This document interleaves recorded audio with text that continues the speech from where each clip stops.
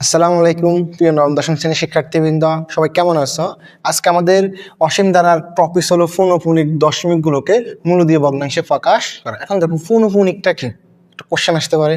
যারা সাধারণ গণিতের প্রথম অধ্যায় করছো তাদের এই কোশ্চেনটা থাকার কথা না, ঠিক আছে? এখন দেখো আমরা এই সম্পর্কে আমরা ডিটেলস আলোচনা করবো, একদম বেসিকটা আমরা অ্যাডভান্সে যাবো, ঠিক আছে? স্যার আমরা আগে পৌনঃপুনিকটা কি এটা বুঝি।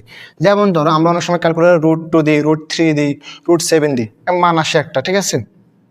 যেমন যদি একটা মান আসে ধরো 1.27666666 এভাবে চলতেছে, তখন দেখো আমরা কি করি, ওই পৌনঃপুনিক দ্বারা এই সংখ্যাটাকে সীমাবদ্ধ করি। কিভাবে দেখো, 1.276 এটার উপর পৌনঃপুনিক একটা আবৃত করি, একটা মানে ফোঁটা দিই, ঠিক আছে? এই দেওয়ার পরে মানে এই 6 সংখ্যাটা বারবার রিপিট হইতেছে, বারবার আসতেছে, বারবার আসতেছে, বারবার আসতেছে। এখন দেখো আরেকটা যদি লিখি আমরা 1 বা অনেক জায়গায় 3.276767676 এভাবে চলতেছে, তাহলে আমরা কি করবো, 3.276 এর কি দিব আমরা, অনুপনিক দিব। অর্থাৎ কি, এই 7 এবং 6টা বারবার আসতেছে, বারবার আসতেছে, বারবার আসতেছে। এখন আমরা আরেকটা করি, দেখো 4.289788 তাহলে এবার চলতেছে। দেখো কোন সংখ্যাটা, 89788 এই 5টা সংখ্যা বারবার আসতেছে, বারবার আসতেছে, তাহলে আমরা কি করব, 4.289788 এখানে একটা পৌনঃপুনিক, এখানে একটা পৌনঃপুনিক, অর্থাৎ একদম পুরো 5টা বারবার আসতেছে, বারবার আসতেছে। মানে কি, আমরা অনেকগুলো অসীম, মানে এই কয়েকটা সংখ্যা, এখানে 5টা সংখ্যা, এখানে 2টা সংখ্যা, এখানে একটা সংখ্যা বারবার আসতেছে, আমরা পৌনঃপুনিক দ্বারা একটা ফোঁটা দিয়ে একটা আবৃত করে বুঝাইতেছি যে এই সংখ্যাটা আবার রিপিট হইতেছে, আবার রিপিট হইতেছে, আবার রিপিট হইতেছে, মানে এই সংখ্যাটা অসীম, ঠিক আছে? চলো আমরা এখন কিভাবে এই মানে এই পৌনঃপুনিক দশমিকগুলোকে মূল দিয়ে ভগ্নাংশে প্রকাশ করবো। যেমন দেখো একটা কোশ্চেন, যেমন একটা প্রশ্ন আছে 1.267 ধরো এখানে দেওয়া আছে। এখন দেখো 1.267 মানে এই সংখ্যাটা কি হচ্ছে, পৌনঃপুনিক দেওয়া আছে না, 2 উপরে দেওয়া, 2 থেকে 7 উপরে দেওয়া আছে, ঠিক আছে? মানে 267 এই সংখ্যাটা বারবার রিপিট হইতেছে, তাহলে 267 এভাবে চলতেছে, অসীম অসীম, ঠিক আছে? তাহলে দেখো আমরা এটাকে এই পৌনঃপুনিক দশমিকগুলোকে আমরা মূল দিয়ে ভগ্নাংশে প্রকাশ করতে প্রথমে কি করতে হবে, আগে ধারাতে আনতে হবে। আমাদের ধারাতে আনার পরে আমরা এটাকে মূল দিয়ে ভগ্নাংশে প্রকাশ করতে পারবো। চলো আমরা কিভাবে ধারাতে আনবো, দেখো 1 আছে না, আমরা 1 লিখবো, যোগ চিহ্ন দিব। এখন দেখো যোগ চিহ্ন দেওয়ার পরে 0. দেখো 3টা সংখ্যা রিপিট হইতেছে না, তাহলে 267 কি চিহ্ন দিব, প্লাস, আবার 0 দিব, দশমিক দিব। দশমিক দেওয়ার পরে দেখো আমরা অলরেডি 3টা সংখ্যা এখানে লিখে ফেলছি, সংখ্যাটা রিপিট হইতেছে, তাহলে কি দিব আমরা, 000। তারপরে এই 3টে সংখ্যা যখন পরে আবার এই 3টে সংখ্যা রিপিট হইতেছে, তাহলে 267 আবার কি চিহ্ন, প্লাস চিহ্ন, আবার কি দিব, 0। অলরেডি আমরা 6টা সংখ্যা লিখে ফেলছি, তাহলে কি হবে, 0 কয়টা হবে, 6টা। তাহলে দেখ আমরা এখন 6টা 0 দিলাম, তাহলে আমাদের 267 এটা আবার রিপিট হইতেছে, তাহলে আমরা বললাম কত, 267 এভাবে আমাদের চলতে থাকবে।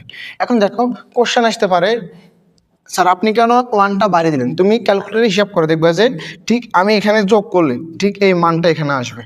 তুমি যোগ করে দেখো, যখন দশমিকের বাইরে, দশমিক আগে 1 থাকবে, 2 থাকবে, 3 থাকবে, 4 থাকবে, 5 থাকবে, আমরা এটা আগে লিখবো, লেখার পরে প্লাস চিহ্ন দিব, তারপর 0 দিয়া বাকি ধারাটা আমরা লিখবো। প্রত্যেকটা ক্ষেত্রে সেম, যদি এখানে 4 থাকতো আমরা এখানে কি লিখতাম, আগে 4 লিখতাম। এখন দেখো এটা আমার কি ধারা হয়েছে, একটা অসীম ধারা, ঠিক আছে? এখন দেখো আমরা শিখছি এস ইনফিনিটিভ, অসীম দ্বারা সমষ্টি, ঠিক আছে? সূত্র কি, a/1 মাইনাস আর শিখছিলাম না? তাহলে এখন দেখো এ মানে কি পদ আমাদের কাছে, প্রথম পদ, তাহলে প্রথমে কত দেওয়া আছে, 0.267।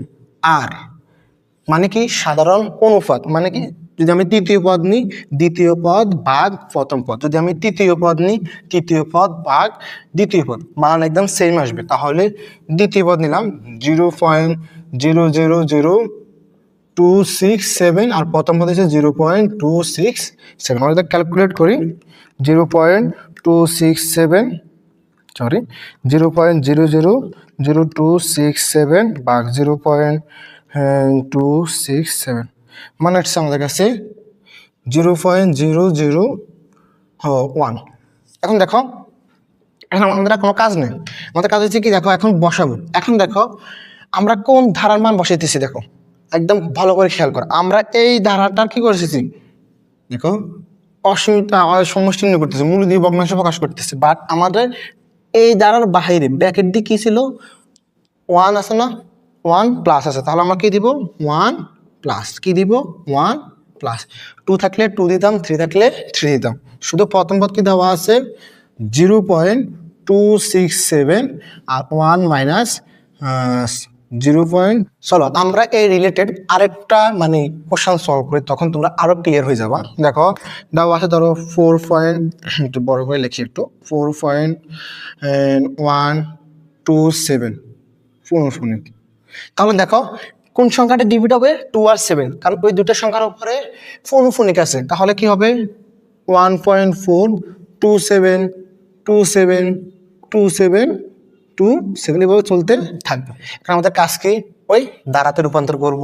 তাহলে ধারা কি হবে, এখন দেখো পূর্ণফনিক কি 1 এর উপরে আছে, 1 উপরে পূর্ণফনিক নেই, তাহলে 1.4.1 কি নিব আমরা, নিব।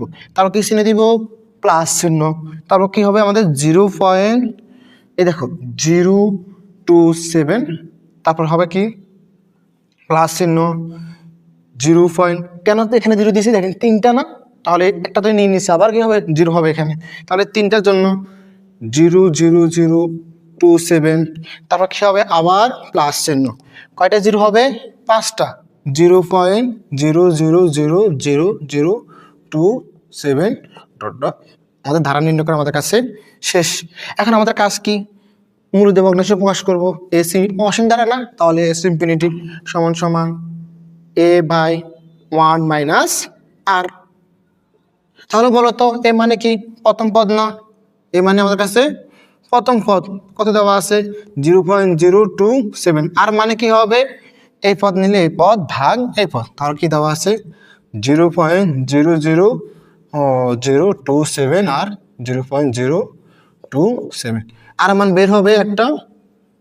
এখন দেখো এখানে আমরা কি লিখবো, একদম ভালো করে খেয়াল করো, a/1 মাইনাস আর কি আছে বাইরে, ধারাটার বাইরে কি আছে 4.1 প্লাস আছে না, শুধু 4.1 প্লাস দেব, 4.1 প্লাস এর মান কত পাইছি 0.0271 মাইনাস আর মান তো পাবো, এখানে ভাগ করলে তুমি যাই পাও, তারপর যাই ক্যালকুলেশন। আশা করি খুব ভালোভাবে বুঝতে পারছো।